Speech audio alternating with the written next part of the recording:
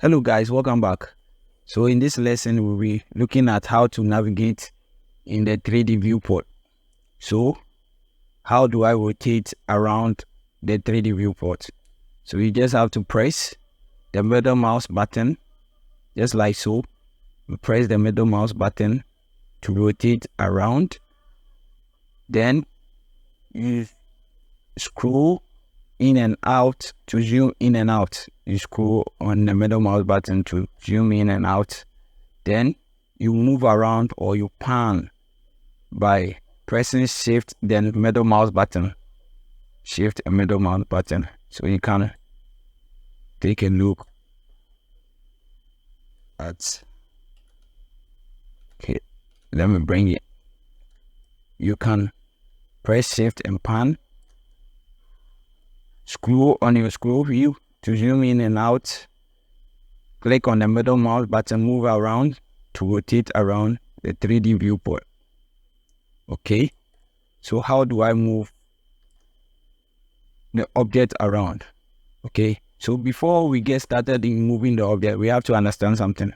Okay, so we move the object in the 3D space in axis. So we have three axes to look at. We have the red line, which is the x-axis, which is basically left and right.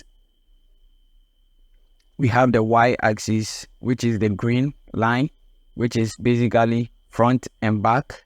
Then we have, let me go to the front view. We have the blue line, which is the z-axis.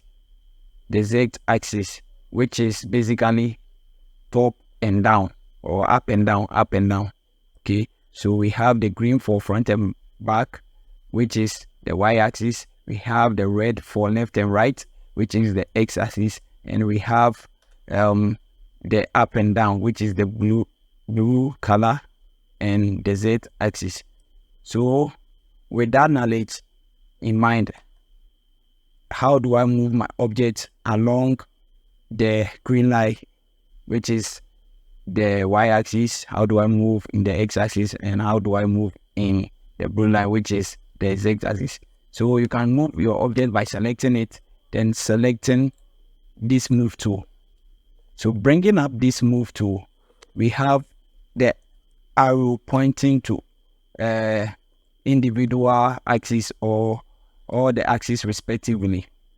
So we have the green arrow pointing to the green axis, which is the y, the red pointing to the red axis, which is the x and z, the blue pointing to the blue axis, which is the z. So I can just click on the arrow, then move it along the green axis, click the red and move it along the x-axis, click the blue and move it along the blue axis.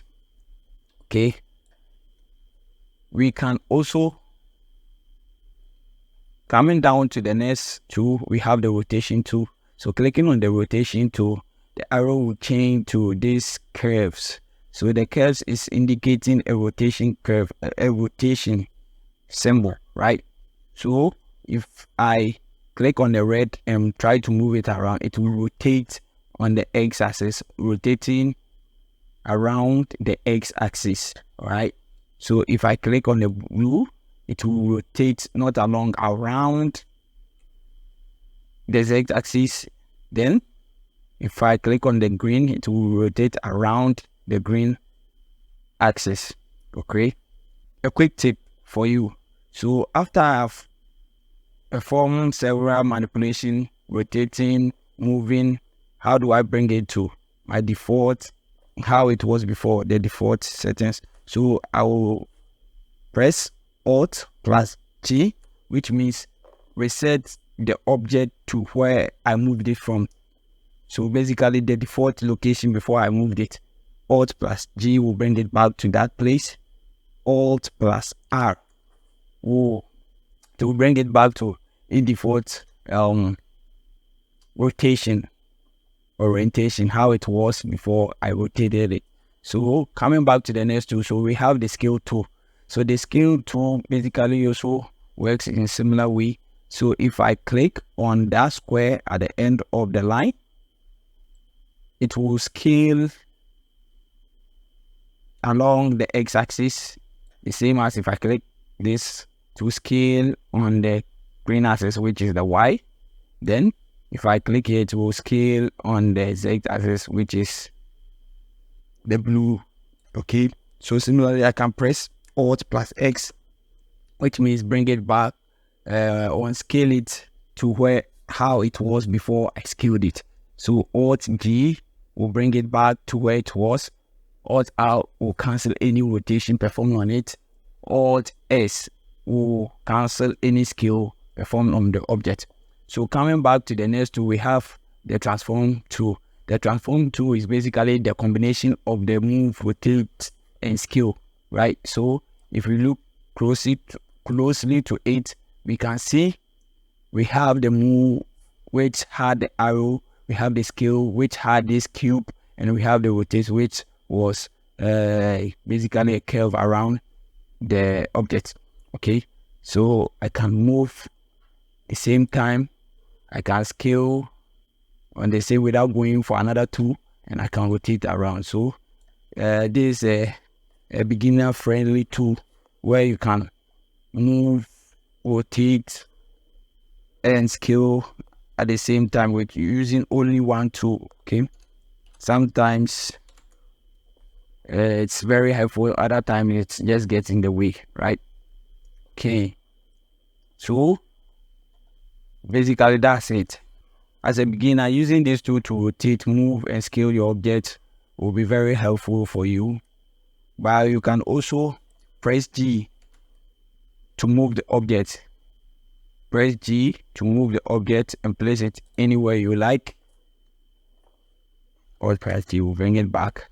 So if I want to move the object along the Y axis and I don't have the gizmo, I don't want to go back or go to these two, then pick the move tool, I can just press G.